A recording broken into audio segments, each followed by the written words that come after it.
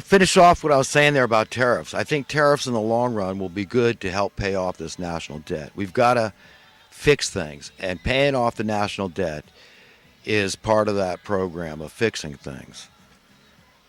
But to me, it's still minutia in the scheme of things. Until people understand that a declining cost of living is what you're looking for, which is the opposite of inflation, which is so like simple that a child understands. You don't want the price of stuff to go up. Is that progress under capitalism? Then I'm deathly opposed to capitalism. Okay, that isn't capitalism because I happen to be educated and I know what capitalism produces. I know how to define progress relative to it. So let's just start there. Is that you've got to get it. People have to really face the facts. Okay, look, if the stock market dropped by 90%, but the worth of the remaining 10% was worth more than it started, what do you care about the numbers? The numbers don't matter. That's the point. Is that if you've just got a few numbers, your wages start at $1 an hour, okay, and they go down to 90 cents an hour. What do you care if the buying power went to $1.10 an hour? Do you understand? Okay, it's a two-way street here.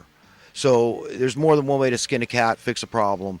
It's the hard part was wrecking up the capitalist system in the first place. This is what they had to accomplish. They had to accomplish uh, they had to destabilize things. Okay, and what do you think the death of a president did?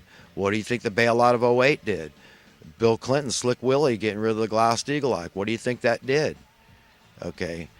And I need to be careful myself not to get too hung up on this stuff because I get upset. You can see I'm not getting ulcers. I'm getting stuff off my chest. But, I mean, so help me God. I get so frustrated with feeling like so few people really understand the issues. Okay, or they're not intellectually honest enough to face it and say, look, I get it, and I get the relevance, I get the importance, I get the imperative nature of what you're trying to say. It has to do with like survival of the species and thinking of future generations and them looking back and say, what did this guy do? What didn't he not do? Was he indifferent, complacent, just went along with this thing because he was doing okay, his numbers look good, and that's what's going to happen. I mean, it's just really messed up.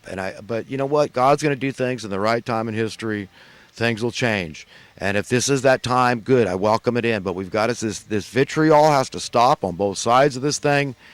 We've got to do what Christ said and love one another, give a damn about one another, really care, really empathize, and really try to reach people in a way that's palatable to the other side, your nemesis, your enemy, whoever you perceive that to be. Perception being reality, all things being equal, and all that kind of thing. You understand?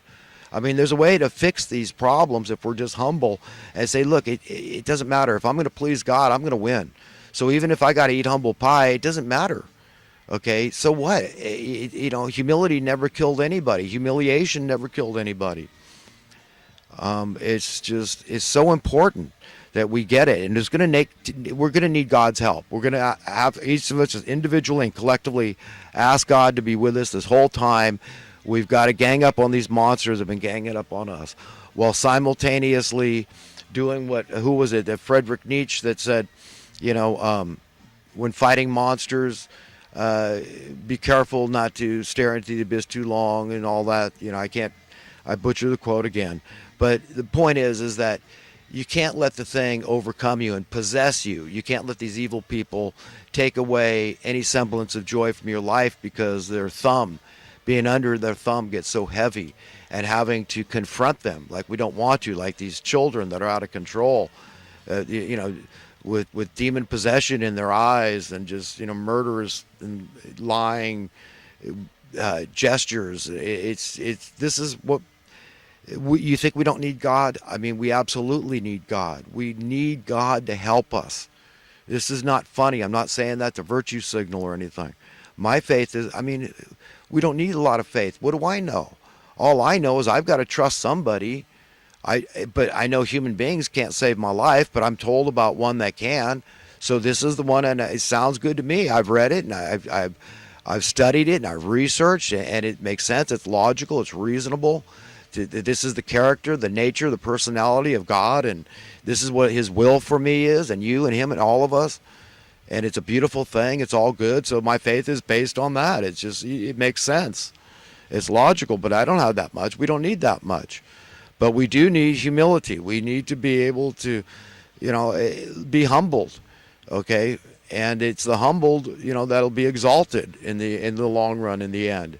Not that you even care. Not that you care about being called a peacemaker or being a son of God or, being somebody, some big shot in the kingdom of heaven, which is it's oxymoronic, really, because those aren't the kind of people that are attracted to heaven. They're not the kind of people that are hung up on, being more than somebody else, let's say.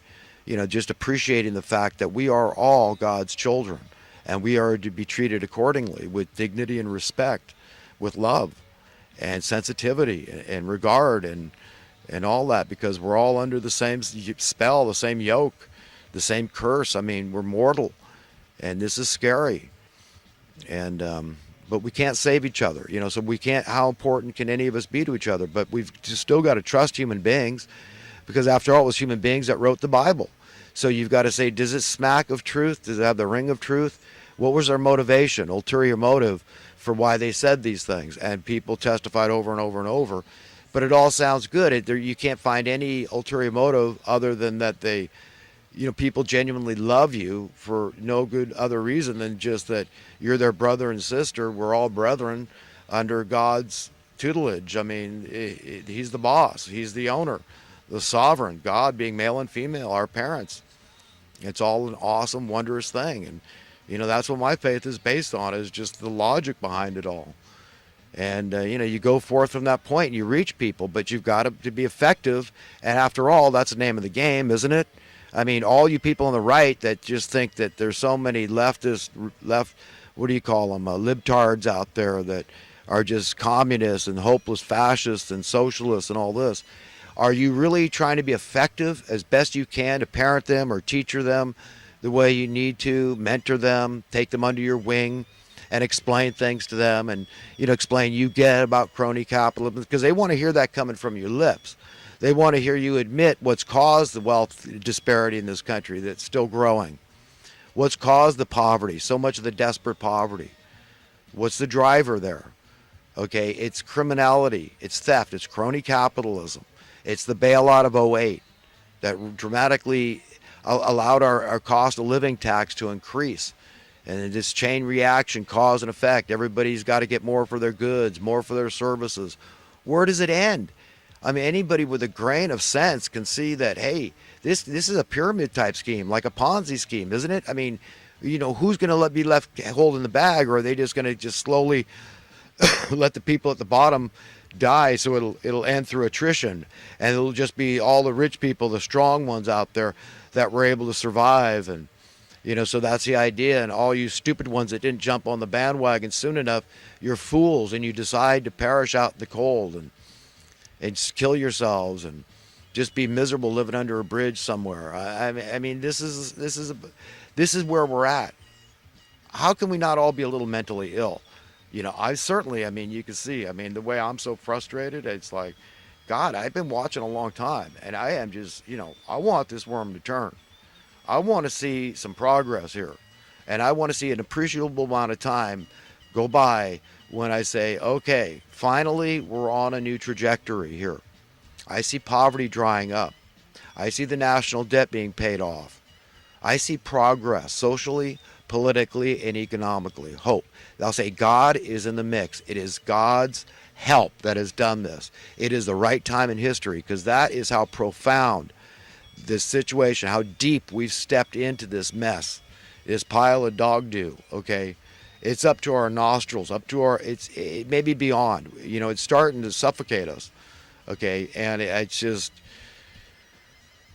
God help us to see that, to face it, and to really take the bull by the horns and do what we need to do with God's help, individually and collectively, to really confront this problem, because it's not going to go away on its own with a path of least resistance and ignorance is bliss mentality.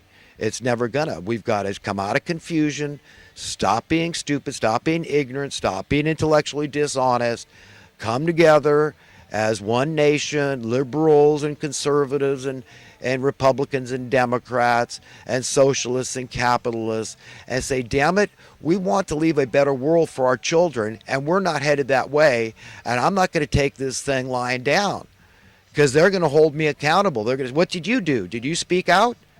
Okay? Did you, as an individual, did you speak out? So what didn't you do? You say you were a Christian. Did you prescribe to the teachings of Christ? Did you understand what he said about whatever you do or fail to do for the least of men, whoever you believe that to be? Your perception is your reality. It's involved in your belief system. And that's everything. That means that's the words coming out of your mouth. That's your actions, your behavior. Did you prescribe to that? Did you really treat others the way you wanted to be treated? Did you live by the golden rule? I mean, the future generations are going to ask, even if it's your own kids spitting on your grave. You want that? I mean, it might be your own kids spitting on your grave. Not mine. Oh, man, I am so done with this system, this establishment, man. It's so freaking evil, up one side, down the other. We're in it so deep. It's so scary to think what it's going to take to extricate ourselves. We need some huge thing. It's like the stock market falling 90%. Alex Jones, he doesn't think that'd be a good thing because who was it? Bill Maher said that. You know what I mean? I'm not saying it because it has anything to do with what Bill Maher said. I'm saying because I understand economics. What does Bill Maher understand about economics? Does he ever explain supply and demand? Capitalism? Does he ever explain that 2008 was not free market? Does he talk about these things? About that 90% of the American people were opposed to that bailout, yet it went through with a critical mass of merely 10% of the American people. And a certain percentage of those were all the grand puppeteers and all the minions thereof. So the 10% got their way, the 90% did not get their way. And now they've got us divided, thinking the problem is Trump and Russia, or, I mean, you know, that Trump's racist, or he's a mean guy on immigration, and he's stupid on tariffs, or, I mean, they've got all this crap, and it's like, dude, don't you understand? I mean, it's like God's going to have to take a club to humanity and knock us upside the head. What's that metaphorical club going to look like? Yes, I'm scared for humanity, man. I want the worm to turn. I want the tide to shift. Okay, I'm tired of this trajectory toward death and destruction. Okay, on this ship of fools that's careening over the falls. Okay, it's frightening to me that not enough people are talking like me. If I heard somebody of prominence, of influence out there talking the way I do, I'd shut the hell up tomorrow. Believe me. I don't need to do this. I'm doing this because I'm compelled, because I don't hear anybody else doing it that's explaining to people economics. Understand? Don't be duped. Don't be confused. Don't be ignorant about this stuff. There's a way to define progress relative to capitalism. And capitalism, we're talking about, yes, real, true capitalism. It has to do with supply and demand and free market, and all these terms have a definition. Supply and demand has a definition. Free market has a definition. 2008 was the opposite of free market. Had nothing to do with supply and demand. Okay? We got price rigging, price fixing, market manipulation, collusion of special interest groups that are setting prices, not the market. You could have a huge glut of stuff nowadays, and the prices still keep climbing. How do you reconcile that and call yourself a capitalist? Under supply and demand and free market. And then you're not going to complain about the government stepping in and going against the will of 90+% of the American people in that bailout of '08? Well, I mean, we need to have conversation here. We need to have discourse here. Okay? I mean, we're in a lot of trouble. We're in a lot. I'm just waiting for that metaphorical club to come down over our heads. I'm not going to worry about it. I'm going to take it one day at a time, but I'm just trying to warn everybody, man. I don't want anybody's blood on my hands or on my head. Whatever you believe that a metaphor for, your blood. I've got to do what I've got to do. I've got to teach people about these simple economic principles over and over and over. Let them know the money is the root of all evil.